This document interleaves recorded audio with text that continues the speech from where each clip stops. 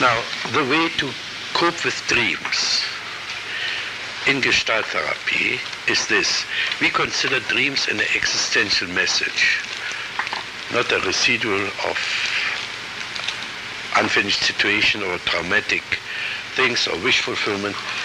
And we have to find out what is the message we get from our dreams. There's something else in the dreams that has to be understood. A dream is a fragmentation of our personality. Now, by fragmentation, I mean this. If I have 3 pieces of wood, and I put them together into a triangle, then the triangle forms a gestalt, a coherent one. Now, if they are again taken apart, they are fragmented, they are all over. So much of our personality is fragmented. It's there, but it's not available because the different parts are separated from each other. Now, Gestalt therapy is not an analytical but integrative method. And the main thing is, if you work with dreams, not to interpret, not to play interpretation and intellectual games.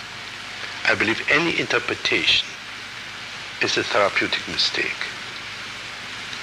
Any interpretation is an interference of the therapist's opinion on the patient. So the patient has to do all the dirty work by himself. And the steps we do is that we first ask, will you tell us the dream? Yeah. I was in a long, dark, cold place, possibly a cement bunker or sewer underground with my children. None of us were wearing clothes, and we had some scuba diving equipment or some kind of hoses. And I knew I had to get out, and I had to get them out, and I got very angry at them and started hitting at them and yelling at them, but it didn't make it. I never could contact their flesh. I hit them very, very hard. Now you know already what you one of the existential message. You avoid getting in touch and hitting the children. Can you see that? In my life, I hit them a lot. And in the dream, you? I don't feel very good about hitting them when I do. Now, this is the first step. The second step is I make you now a stage director. Mm-hmm. Will you set the stage for the dream? And talk in the present tense. Build up the stage in fantasy. Okay. I am here with my children. There's the sewerage. Okay. I'm in a cold, dark place, and the walls are cold on either side of me. And my kids, I think, are ahead of me, but they aren't going fast enough. And we have hoses with us that are tangling us up, rubber things. And I say, come on, let's go! And I'm hitting them, and hitting them, and hitting them, and hitting them, and hitting them. And they just kind of stand there. It just never gets through to them. I'm hitting a vacuum. Now play the child. And talk to your mother. Oh, I'm not going to move. And you certainly are making up a storm, and she's not going to move. And you can knock yourself out, and I'm not going to do a damn thing. I'm going to go exactly where I want to go. I can hear you. And it stopped there, or I forgot it there. Yeah. All right, now let's have a real encounter with your child now. Mm-hmm. Shall I take that seat? Take that seat. You can't touch me. You can't hurt me. You're sure I'm making a fool of yourself, yelling and hitting, and I'm going to go at my own pace. You can't rush me. What would you answer? You have to get out of here. I know what's good for you, and I have to get you out of here, and that's the most important thing. Listen to me and look at me. Unless you really hit me, you won't get anything. You can just stir up as much mud as you want, but you're not going to get to me until I'm just ready for it. Now, can you talk to me like your children? As yourself? I don't want to do it. Just leave me alone. Go away and stop bothering me.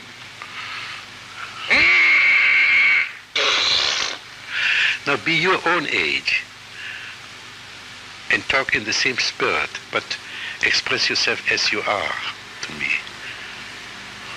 You just leave me alone. You can't touch me. You can't do a thing to me.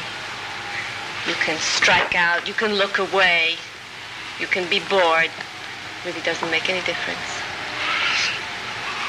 And I pick up the fact that I'm going to go like that. What kind of person are you playing now? What kind of role? It's a mixture. It's very haughty. Yeah. And it's a little tiny bit seductive also. Yeah. The dream was so powerful when it was happening. It had the strongest physical response I've ever had from a dream, an unpleasant one.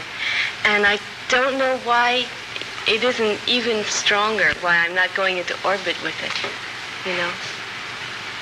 Maybe it's such a stalemate. All right. Do you feel anything of this till now? I can summons it up. I'll tell you why I thought the dream was so important to me after I had it. Because when I get very angry, I turn often that anger, or I used to turn it in just like that. And I'm not really going to hurt myself, but I tried as hard as I could. Sometimes I would even pinch myself, but I was never going to do this to me. Now notice when you do this, you hold your breath. Yeah, oh, it's real holding breath. Yeah. Now do it again and breathe at the same time.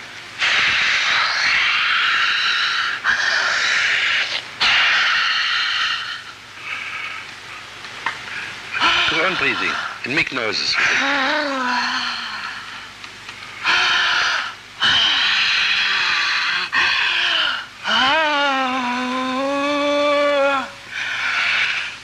What do you feel now?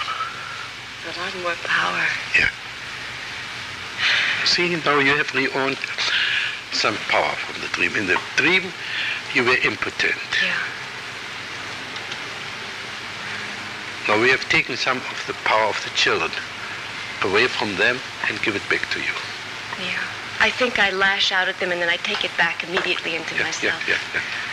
Oh, will they get it tomorrow? Thank you.